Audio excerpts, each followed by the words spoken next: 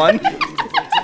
Welcome to WD Carousel, a podcast. My name's Ian. And I'm Crystal. And we're gonna dive back into... Wow. This is a... I had to throw him off. He was having a kind of melancholy day.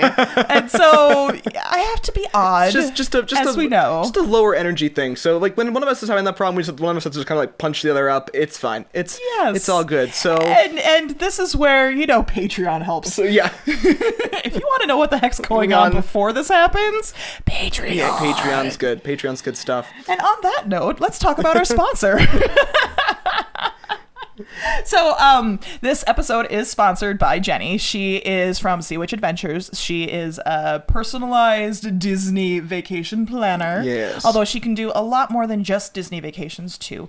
But it's a really convenient service. It's completely free to you to be able to have someone take all of the stress out of figuring out what the heck you're doing to go to Disney. Yeah. And she's definitely got the passion, and she is a lot of fun to talk to. Very much. And I think we're going to have her on in 2 episodes, right? Yeah, a couple of weeks from now. So not this one, not the next one, but the one after. Sure. Yeah. So again, Jenny will be here to join us. So if you're wanting to talk with her or get to know her a little bit more, we'll learn some more about that. Yeah, so follow Sea Witch Adventures on Instagram at seawitch.adventures to find out more about Jenny and Sea Witch Adventures. Awesome. We also had talked a little bit last time that we were doing a sort of revamping of the podcast. A light retooling. Yes, a light retooling. And we are throwing around the idea of bringing news segments back. Yes. And so we do have some news that is relevant to today's podcast, so we figured we would throw those in. I don't think we're going to have any news for next week's podcast, but we're trying to figure out how we're going to do this, so bear with us while we're working out the kinks again. Yeah, and if it's something that you're interested in, please let us know. Yeah, let us know if it's worth the effort. It's something that we've heard was kind of a neat thing at the beginning that we would like to bring back, because I think we kind of liked it too. So we're just kind of figuring out the best way to bring it back in a way that's relevant to you. So. And in a way that is easy for you guys to access and digest and all of that too. Absolutely. So we have 3 news things to talk about, and like I said, they're all pretty relevant to the topic for the day. And the first one is one that I literally just found out today, that Disney is going to be bringing plant-based foods to all, and I do mean ALL, all of their quick service and table service restaurants in the beginning of October. Wow. Which is really awesome. Yeah, so they're taking... So in Walt Disney World, quick service gets all of their plant-based options on October 1st. Table service is the 3rd. But Disneyland will be sometime after that, and they haven't given any dates for that yet, have they? No, they haven't. Okay. But so you understand what's going on here. Right now, currently, there are some locations that have some vegetarian options or vegan options, but there aren't a lot available to people, and there has been a really good upkick for vegetarian and vegan food items and interest in them, so much so that Disney has decided to actually go out there and do this for their vegetarian and vegan guests. Yes. And so this might be something where they bring in because I know they have a working relationship with Impossible Meats, so they might have, I think Casey's has an Impossible Brat right now. Oh, cool. So it's non-meat brat, but you're able to still have all the fun stuff that goes along with the Casey's hot dogs. I know that in Food and Wine, which is what we're going to be talking about, they have an Impossible Cottage Pie. Sure. At Earth Eats, and so that is made with Impossible burger as well. Okay. But it tastes like it. I've had the Impossible burger before. It does taste like hamburger, but it's made with vegetarian and vegan options. So it's really interesting, and I'm excited to see how they branch those out. I feel like I'm missing out on that. We'll have some. You'll go down. I can't.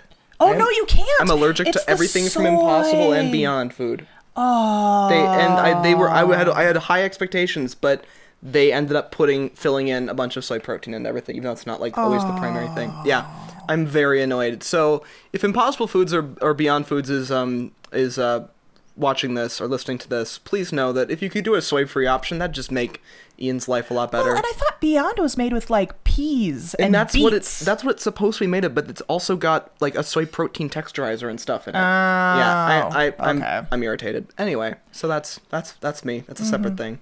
But okay, and then so we've got the dates for a couple of other things happening at Epcot. Yeah, the two other big festivals that we know and love in Epcot, the dates have been announced. So Yep. Festival of the Arts is January 17th through February 24th. And the Flower and Garden is March 4th through June 1st. So you will have an entire 6-month spread missing a week or so here or there Of stuff, yeah. Nothing but festivals. And so this should give you time to be able to plan your vacation if you want to make one or the other. And we are going to hopefully get down to one or the other or possibly both. Yeah. So keep watch on that. Awesome. All right, so and on to today's main event. Since we haven't quite mentioned it yet, but International Food and Wine Festival at Epcot is today's topic. We covered it last year, but since everything's kind of shifted around a little bit every year, we thought we'd get back to it again a little bit. Yep. So let's just talk about the dates. I mean, it's been open for a little while. It started August 29th, and it goes through November 23rd. So even though this is coming out almost a month after the festival has started, there's still 2 full months of being able to get there, try food, and experience the festival. So plenty of options. Yeah. Opportunity. I'm not going until November, and I'll still be able to go, so I'm excited about that. Yeah. Now, I was able to go already once this year, and I have some, feedback that we're going to be going over in this. And then I know I'm going one more time at least as well in October, so I'll be able to try more food, different food than I had prior to. Nice. But some of the big changes there are some new booths. Excellent. Yeah, so the first one is the Alps, and I don't know where that sits. It is across from the Norway Pavilion, right across from where you enter in to go see Anna and Elsa's character for their meet and greet. Is it on, the water side? Yes, it's on the water right, side. That's, the inside area. Cool, and what kind of stuff do they have? So they have a raclette, which, if you are familiar with cheeses at all, is a huge cheese wheel that they put under a heater hot lamp fire, and then they make it so it's melty on top, and then they scrape it onto a couple pieces of bread and some little potatoes, and then some baby pickles for some reason. I don't know. It was delicious. Little gherkins or something? Yeah, something like that. Huh. But it was delicious.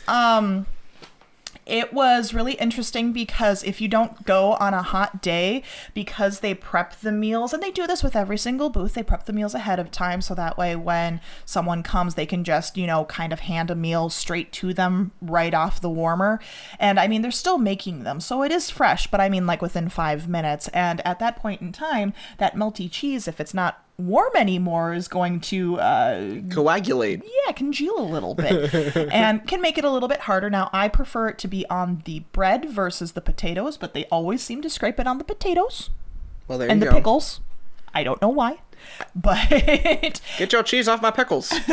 It would make sense to put it on the bread, you would think. See, that would have been where I would have gone, but that's fine. Whatever. Right. They also have a couple other options. I know they have a tart, and then there's one more meat item. I didn't try that meat item.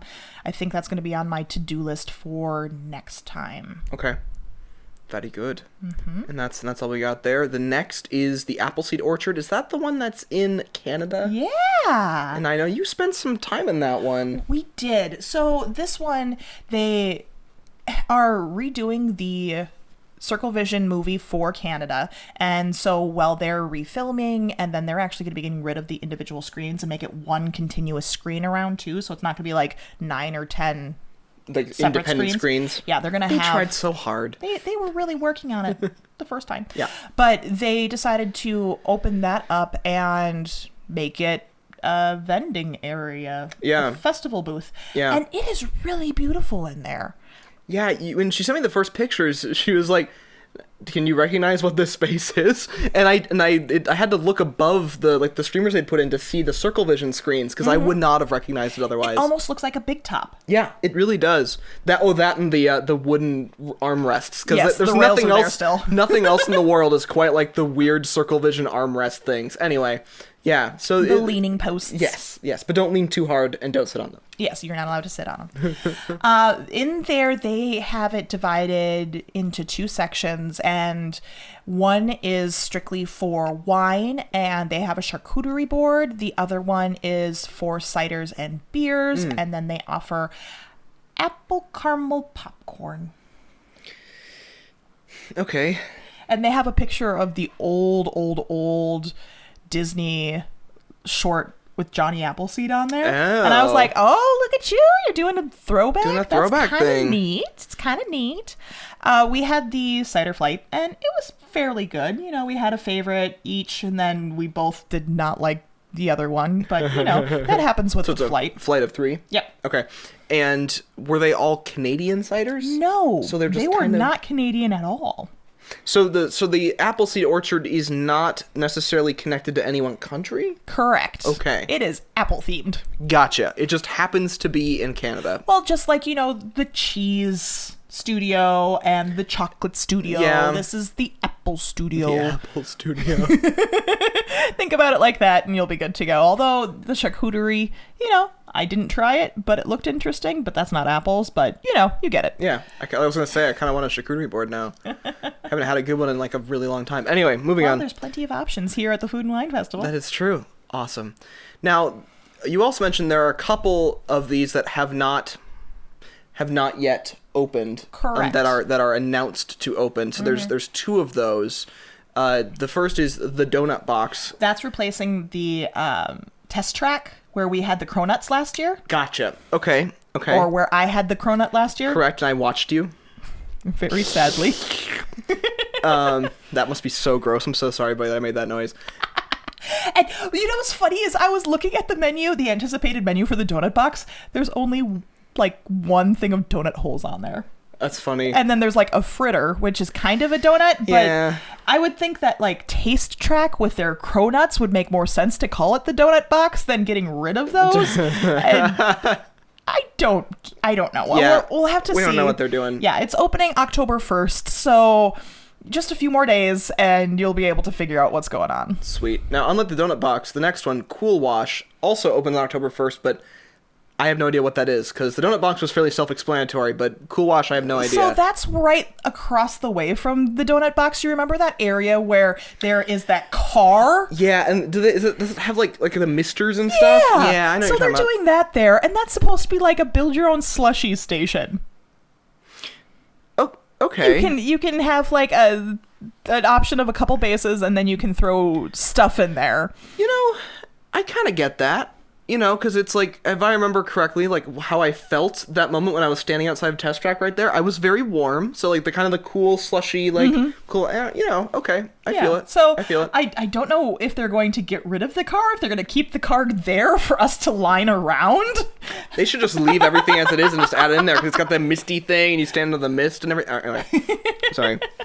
And another thing is I decided to be crazy and look at every single menu to see what is actually available for the Disney dining plan. And the reason I am focused on this is because my next trip in October, I'm going to be utilizing the Disney dining plan, and I wanted to know what was eligible for snack credits. Gotcha. And honestly, of the food that is available, almost everything is. That's so crazy. Everything is, except for just a couple. Now, before we get into those, I do want to say they also started something new this year where you can take one of your quick service credits and exchange it into 3 snack credits. Oh, wow. So if you are going and just planning on doing Epcot for the whole time, instead of you having a quick service that you have to figure out where you're going to eat a quick service when all you want to do is the food and wine booths, they can convert those into 3 snack credits for you. The trick, though, is that you have to use all 3 of those snack credits at the same time in one location.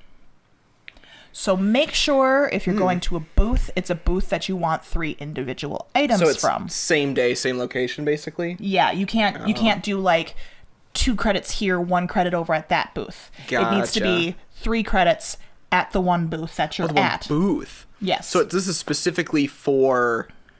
Or, you know, whatever counter service you're at, or, you know, if you're at the confectionery, you get 3 items there. You have to use all 3 of those snack credits at the same time. Weird. for those individual items. Okay. So it's a positive? Kind of? Kinda. Yeah. It adds a little bit of flexibility in certain circumstances. Mm-hmm. Which I think in the context of food and wine, you're going to be getting more bang for your quick service buck. Okay. For dollar value. Right. If you do that versus going to, let's say, Sunshine Seasons and getting a hamburger with French fries.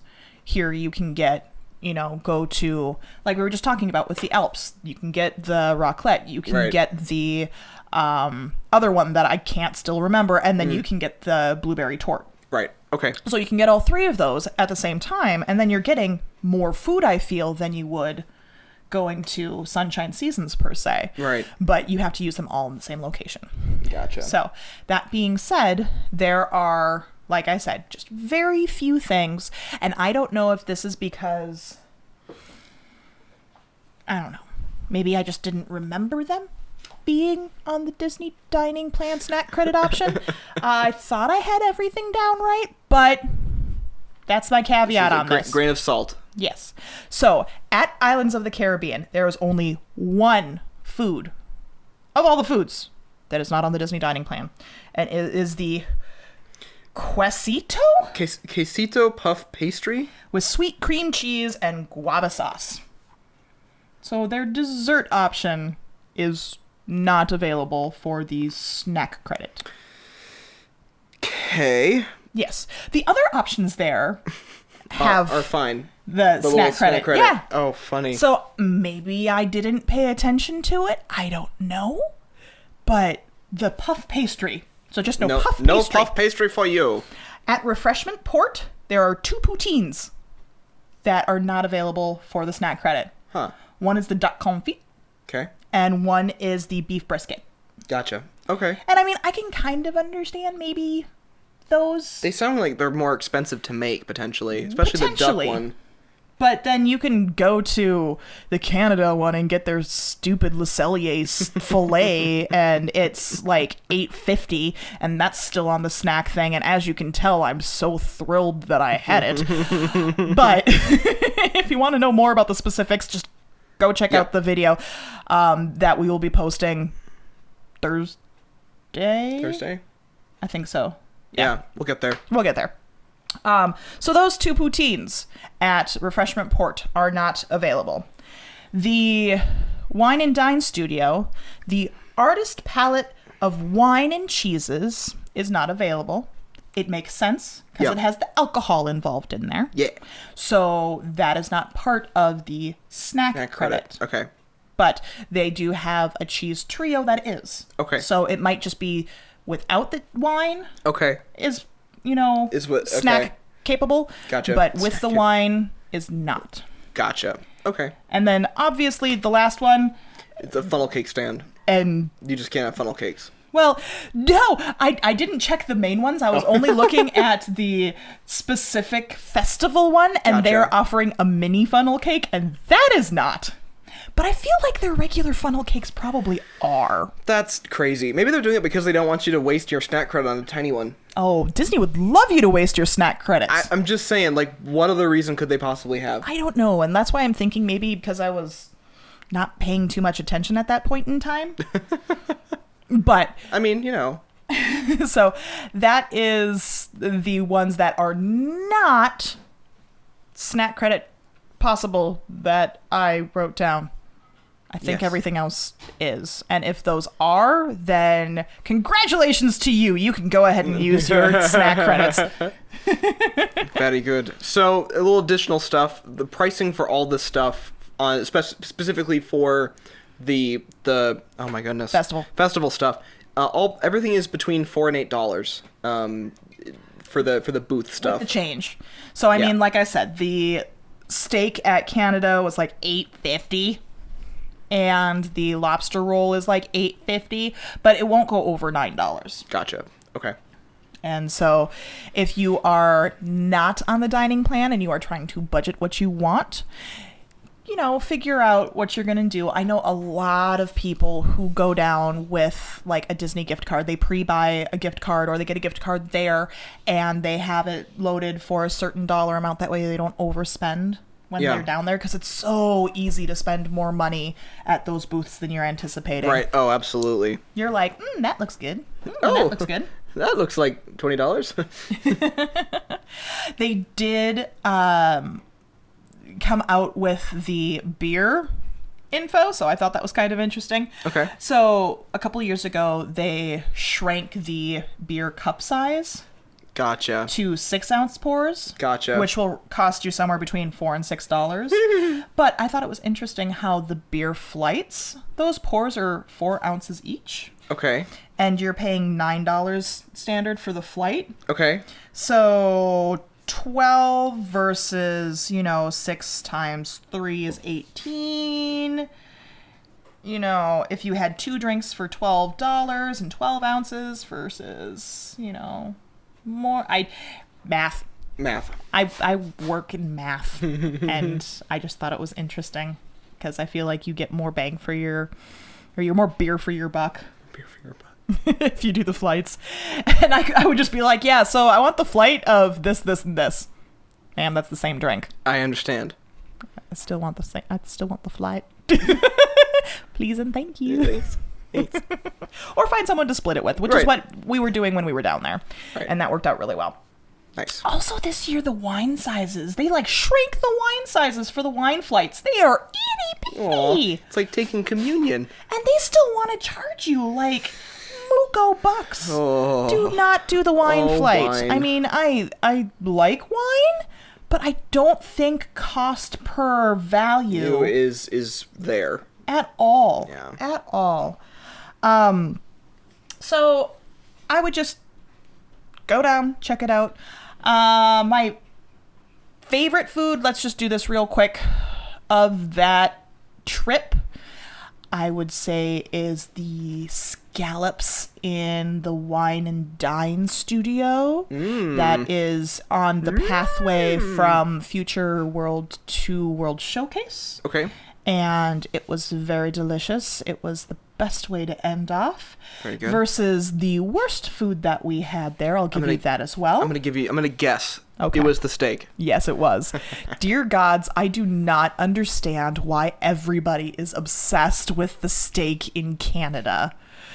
So it was, you were able to cut it with a knife and it was served at medium. Those were my positives. And if you want more information, like I said kind of before, and I kind of, had mentioned, we are going to be having a dining food review of the different food and wine items that we had got last time. So Karina and I went down and we got 12? Yeah, you guys hit a lot of stuff. 18 items, something like that. And so if you're interested in the specific things that we tried, we did do review videos of all of the food and drinks that we had down there. We will be posting that on our YouTube channel on Thursday after this podcast posts. So you can look to that if you want more specifics regarding what was good, what wasn't. I didn't want to take a whole episode of this to be like, so Ian, this was delicious. This was delicious. Right. Oh, this was horrible. Avoid that. It was okay. Don't worry about this. We might do that after I've been. Yes. We might compare notes on air. That might be a thing. But if you are interested in our take on the food, and just so you're aware, Karina is a pastry chef who also runs a restaurant up here in the Twin Cities. So you can take her word for it. It's a pretty good palate versus me, where I'm like, this is good.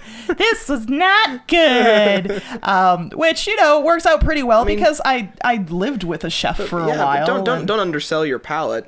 Yeah, but just to put out her pedigree a little bit regarding our review. So if you're interested, that'll be posted. Yeah. And on that note, we are, again, in the idea that we are going to be revamping a bit and trying to add more interesting things. And some mixed content, mixed media content. Yeah, we are going to be posting food reviews every other week is what I think we've discussed. I think so. And they are planned on posting on Thursdays of every other week. We had one posted already. It was just a mini one. It had to do with Constance Cake at the Not So Scary Halloween party. And then next week will be the food and wine review. And then I think we have a Skipper Canteen review. So there's going to be different types of food reviews, but it's going to be just an every other week thing. If you're interested, check out our YouTube channel. And we also have our podcasts on there if you want to see our lovely faces. Yeah, going back to episode 23, there is video of us doing all this, which is both kind of interesting and sort of horrifying all at once. It's scary. It is a little bit. But it's quite a library of media, and so if you would like to see us, and we actually do have some enhanced media in a couple episodes from the video, a little augmented, but other than that, if you just want to see us, you can do that. And if you would like to get and find our YouTube channel easily, it is in the footer of our website and on the listen page, which can be accessed from the not LinkedIn. You can tell where my mind's been. The Instagram description in the bio. Yes. So check that out. If you're interested in different content, in more content, please let us know so that way we can, like I said, we're doing a revamp. We'd love to know what you're interested in. That's how we started getting this idea, by talking to you guys. And we really appreciate all the feedback that we've been getting. And it's been really helping keep us energized. Absolutely. With this. Absolutely. Yeah, we can't really do it. Obviously we would do it without people listening too, because that's how we started. But we just love talking to ourselves. We might as well just do it. But it's been an amazing way to keep this thing going for more than a year, because we're at a year and a half. Yeah, just because we've got crazy. Because we got people that are actually interested enough to listen. So yeah. But let us know. We're interested in doing lots of different content. We have a couple other ideas in the pipeline. We're trying to figure out how we're going to do them. And really a good place to let us know what content you're interested in, or to even see what we're working on, is Patreon. As I had mentioned before, we do have a Patreon that's going, and we plan on having a list of the upcoming episodes posted on there, so you can kind of anticipate and see what's going to be coming up, what information we're going to be providing, as well as, future content. It's a good place to be able to communicate with us, and just absolutely, it's a good place to be. Yep, and that is also available on the listen page that can be found in the bio of our Instagram. Gonna keep beating that home. Sorry, I worked very hard on the page to make it so you could find literally everything you would need from us in one place. Yeah, so check it out. If you have any questions, let us know. But this has been WD Carousel of Podcast. My name's Crystal. And I'm Ian. And we hope you have a great, big, beautiful tomorrow. Bye, everybody. Beautiful tomorrow, just a dream away.